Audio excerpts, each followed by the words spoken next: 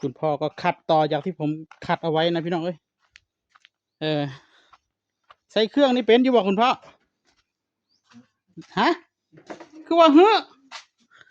มาลองเบิ่งกันนะมันจะได้ไหนคือว่าเฮ้อใส่มือดีกว่าอีกง่ายใส่เครื่องแล้วมันไวกว่ามันจะบ่เมื่อยใส่มือบ่ขึ้นมาได้เอาบ่ลองเบิ่งบ่ขึ้นมาได้บ่ลองอีกใช่เราบ่ขึ้นมาได้ใช่เราบ่ไปตัดคืน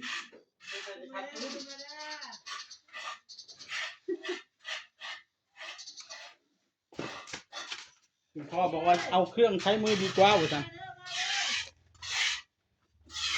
ใช้เครื่อง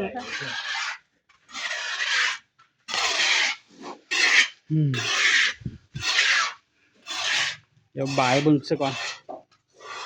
โอ้นิ่มเถอะวะโอ้ยังบ่ได้เนาะโอ้ยังนิ่มอยู่ฝั่งนี้ยังบ่ทันได้ฟังคุณพ่อนั่นแหละได้แล้วนะจัดการเลย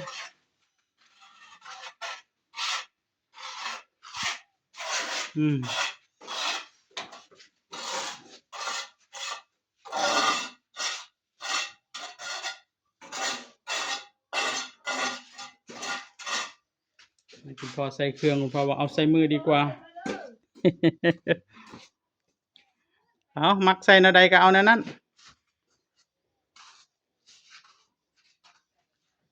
โอ้ยอ่อนงานเลยร้อนจริงเลย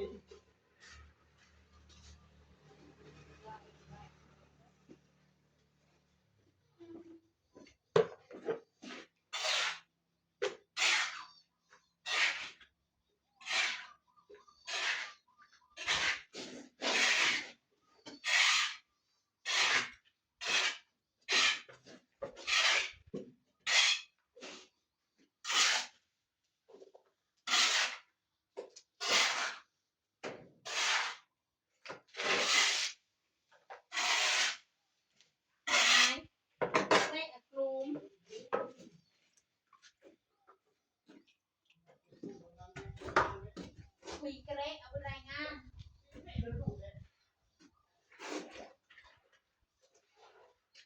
ลูกเล็กลูกโง่เล็กกว่าเนาะโง่ใช่โง่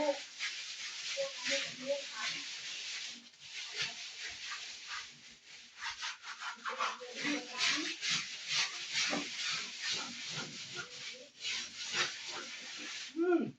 ใส่มือเอาง่ายกว่าเนาะจะกันไล่แกงเลยล่ะคุณพ่อกินแล้ว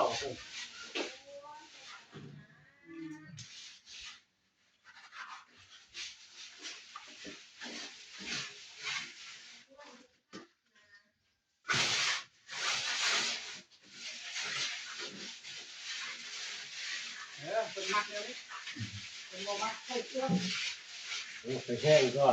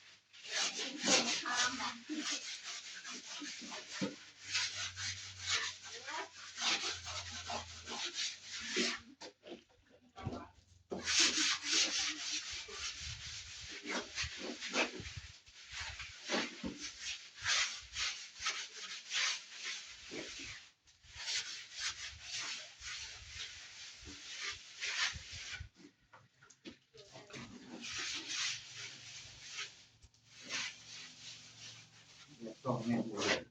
อืม เครื่องขึ้นครับเดี๋ยวนี้เราไปโดนมันหมดเป็นไปเครื่องอะไร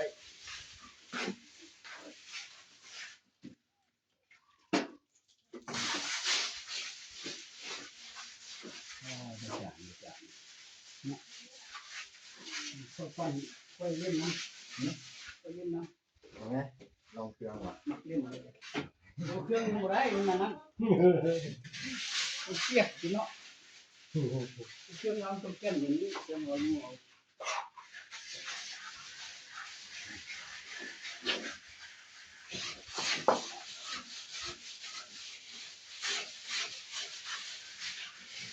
ทำงานที่คนก็จะตันอยู่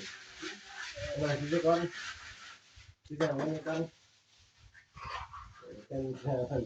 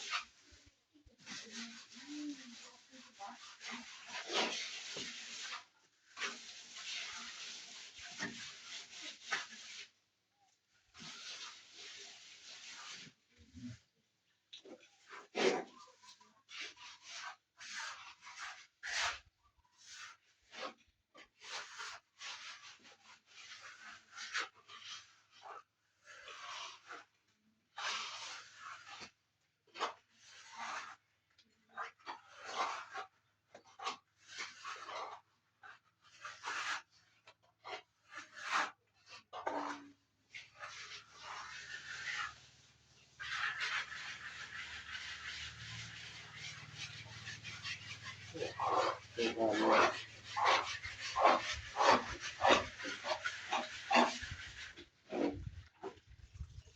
น้ำใส่เท่าไหร่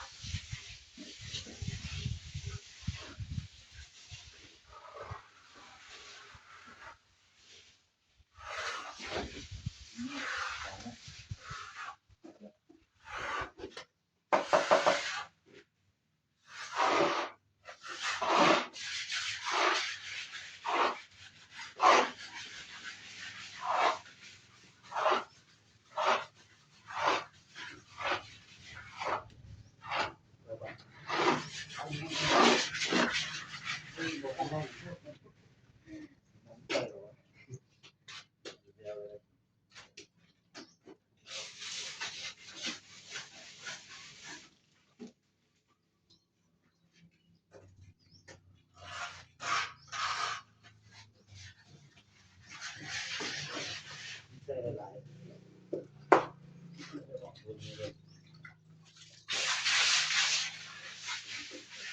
ตามมันเลย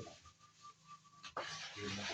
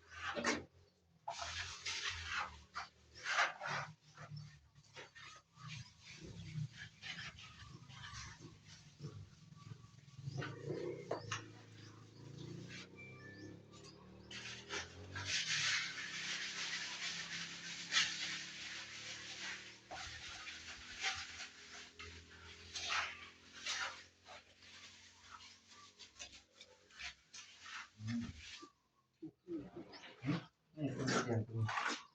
นี้ ไม่เนาะ จะต้องเอาตรงนี้ครับมันค่อยคัดแล้วเลยครับ แน่นอน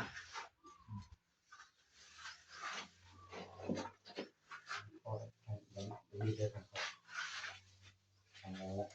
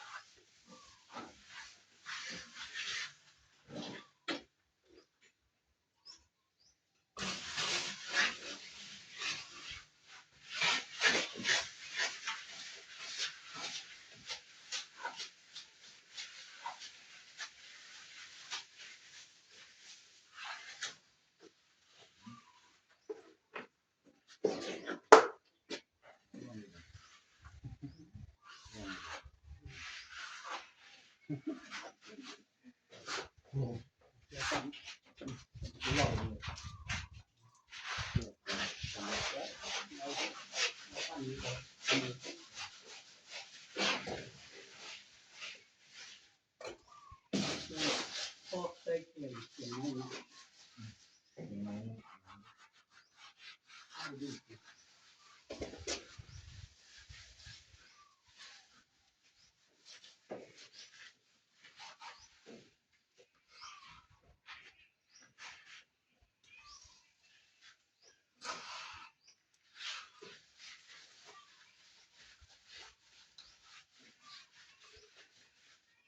แต่เครื่องเราพอดีนะจะเป็นมันลุกมั้ยดูทีลุกมั้ยมือหนุ่มอย่างข้างนั้นมันเป็นลุกน้ำมีบ่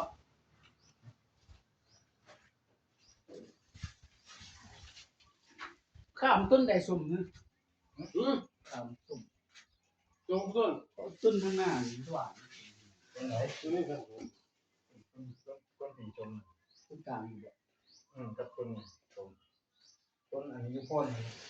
ยุคามวาง โอ้พี่เป็นดี ขาวนี่บ่ โอ้ยพี่ ให้พวก นี่สาวพี่ก้อยเลยนี่เนี่ย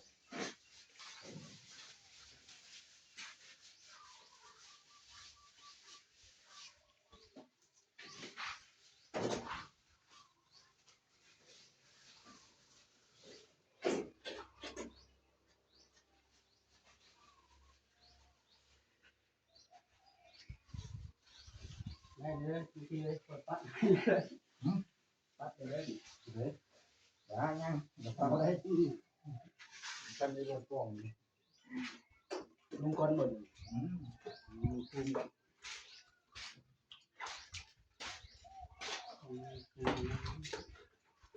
ว่ามัน เรียนก็ได้มา ได้อย่าง มั นี้ นนี่มากได้ได้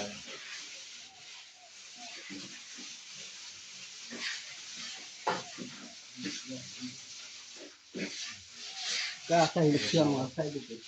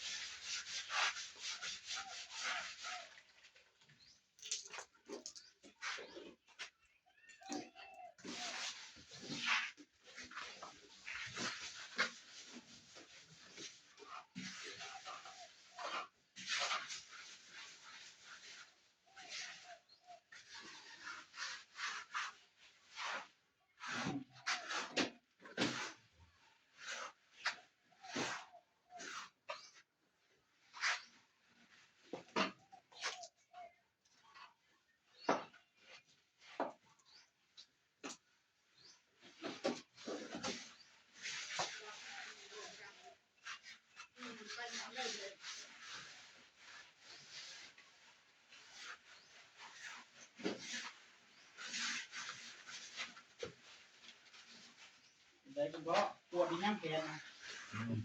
ย่างไว้เนาะสรุปบ่ใส่บ่เครื่องนี่ฮะท่านี่ก็ได้ ใส่บ่เป็นครับ ใส่บ่เป็น ครับผม โอ้ลองเบิ่งกันนะมันบ่ยากนะ สิไข่แน่จังน้อยอยู่ดอกคุณพ่อก็บ่ใส่เครื่องพี่น้องเอ้ย ลมไม่ได้ไว้ เรามักปั่นมือเอาอันผมปั่นมือแต่เช้า เป็นกันเลยไปแต่ละนั่น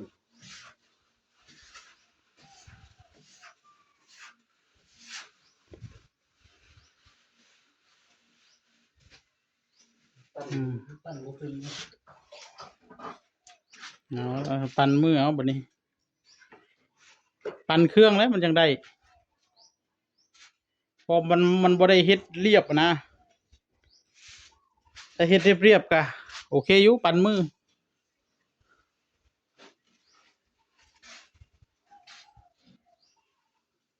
คุณพ่อ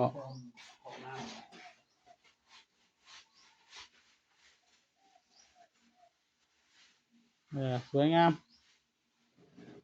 เสียดกริบ น้ำใส่เป็นอาหารปลามาช่วย เลี้ยงปลาบ่มันเลี้ยงกบบ่ ก็สิเลี้ยงกบเลี้ยงปลาได้บัดนี้พี่น้องเอ้ยคือได้เนาะบ่อแบบนี้เนาะ ก็เรื่องนี้เรื่องกบไว้เรื่องปลา แม่นเลยเด้เนาะ เรื่องปลา ใช่เลยใช่ไหมใช่เลยนะนี่บ่อเลี้ยงปลาคันว่าบ่มีประตูนี่แม่นเลยนี่ที่ใดมีประตูอยู่เลี้ยงกบเลี้ยงปลา